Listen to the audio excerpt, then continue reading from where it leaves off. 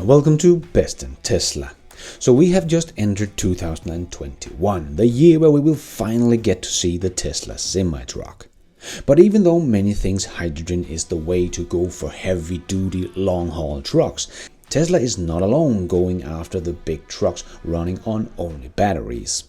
Scania, one of the world's largest truck manufacturers, has also decided the solution to heavy-duty trucks will be based on batteries, even though many of the other companies are choosing hydrogen.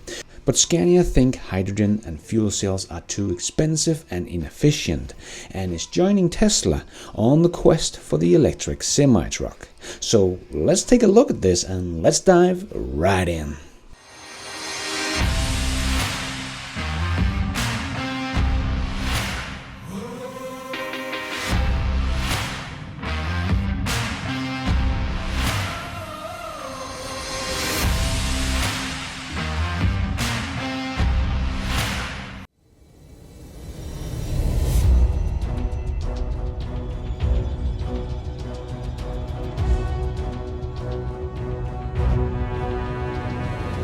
In a press release, the group, which is owned by Volkswagen, explains that the choice is based on the rapid technological development in batteries when it comes to the energy density per kilogram, charging time, numbers of charging cycles, and overall economy.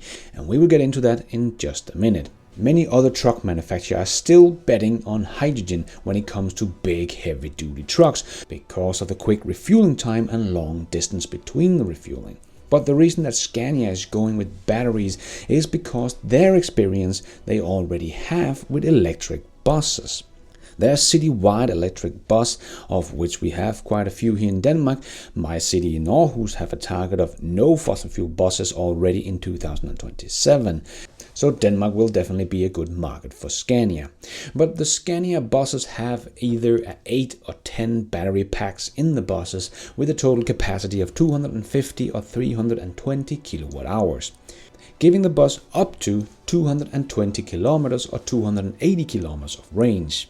It can charge with a CCS DC fast charging with up to 150 kilowatt, but Scania is also using the roof-mounted pantograph charging system that allows them to charge with 300 kilowatt DC fast charging and is coming with 450 kilowatt charging soon. And this is not unique to Scania. The pantograph charging system is used all over the world in many different ways. So Scania's own knowledge and experience about electric buses is what is making them choose electric trucks over hydrogen. And now Scania is offering a fully electric semi-truck for short and medium routes. It has 300 kilowatt hours of batteries and a range of 250 kilometers. But in a few years it will also introduce a 40-ton long-haul truck, which can run 4.5 hours before it needs charging and can charge in just 45 minutes. In 2025, it is expected that 10% of the sales in Europe will consist of electric trucks, while in 2030 it will be 50%. And Scania is doing all they can to go green. In 2020, their own entire global operation is being run on fossil fuel-free electricity, so that's nice. And they have joined the Paris Agreement and are working on getting their entire fleet of 1 million Scania trucks to lower their CO2 emission. And one of the ways is, of course, by replacing them with new trucks running on biofuel in the near and medium future and all electric trucks in the future. But companies like Volvo and Daimler and Hyundai are betting more on hydrogen fuel cells. They are all of course working on electric version as well, but are still betting big on hydrogen, and believe that this will be the future for the heavy-duty long-haul trucks. But we all know that Elon Musk thinks that hydrogen is a fool's errand. I don't want to turn this into a debate on hydrogen fuel cells because I just think that they're extremely silly. It is about half the efficiency. It's terrible. So why would you do that? It makes no sense. But many scientists agrees with Elon on this. Like Brian Watt Mathiasen, a professor of energy planning at Aalborg University here in Denmark, he called hydrogen as a fuel in trucks a technological dead end. And Scania does not totally reject hydrogen in general and has also invested in the development of fuel cell trucks based on hydrogen as fuel. But it is precisely this experience and knowledge from this that made the group change their tracks. There is particular uncertainty about energy efficiency, where about 2/3 of the energy is lost in the conversion to hydrogen and back to electricity again, as well as high maintenance cost on both fuel cells and hydrogen tanks. And many scientists believe that battery technology has simply overtaken hydrogen. Just as we can see here in Denmark, we can buy a hydrogen car, but they cost twice as much as an electric car, and don't really have much more range, especially compared to a Tesla, and you can only refuel them 7 places in the entire country, and they cost twice as much to fill up as an electric car. And the rate of improvement to the electric car is just skyrocketing compared to hydrogen fuel cells. So I also think that fuel cells technology simply came too late to the party. And even though companies like Daimler are still betting on hydrogen because of the quick fueling time, I think they do forget that with a Tesla semi-truck, for example, with mega chargers, you are not really waiting for your truck to charge at all, because you have to stop and take a break by law. And then the Tesla semi-truck will be able to charge 400 miles of range in just 30 minutes. So when you are done with your break, the truck is waiting for you and are ready to go. When you have a diesel truck, then you have to wait, because you have to stay with the truck while you're refueling, and that actually can take 15 minutes or more to refuel those big tanks. And the same will be true about hydrogen trucks. So the waiting is going to be for them, not for the Tesla semi-trucks. And as Scania is talking about, there is still a high maintenance cost with fuel cell trucks, and this is a very important piece of the puzzle.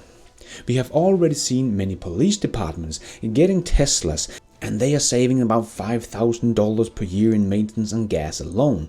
Like we saw with the Windham Country Sheriff's Department in Newfane, Vermont, that found that they saved 80% of maintenance with an electric police car compared to an ICE car. But even as important, especially for trucks, the downtime is also lower. These police cars are not only 80% cheaper to run per year, but you will also get the car to be more on the road, because it doesn't have to be sitting in the garage all the time for maintenance. But all this will also be true about trucks, but just with much bigger numbers, because truck needs much more maintenance than cars, also because they drive many more miles, and for a truck to be more on the road is a really big thing, because that is equal to money in the bank. This is a huge deal for trucking companies that has hundreds, if not thousands, trucks on the road that they will save a crap load of money on. By Tesla's calculation, when we are talking about true cost of ownership, the Tesla semi-truck will be about 20% cheaper to run per mile. So you will save about 20% in cost per year. The truck is going to pay itself off in 5 years' time. When people start seeing this, just as we have seen with the police cars, it becomes an absolutely no-brainer to go for electric trucks. So Scania is moving in the right direction, and their first little truck for short and medium trips is a nice beginning. And in a couple of years, they will come out with their long-haul heavy-duty trucks, and I think it will be a great hit here in Europe. But again, if we look at the truck on its own, it's a very nice long-haul truck. We still don't know the price, of course, but when we start comparing it to what Tesla is offering this year, with their long-haul semi-truck, it becomes so clear how far ahead Tesla is. We do see the same thing with cars, but it's just become so much more obvious when we are talking about heavy-duty trucks. Because the Tesla semi-truck is just so superior to what Scania is offering or any other that has announced any electric semi-trucks.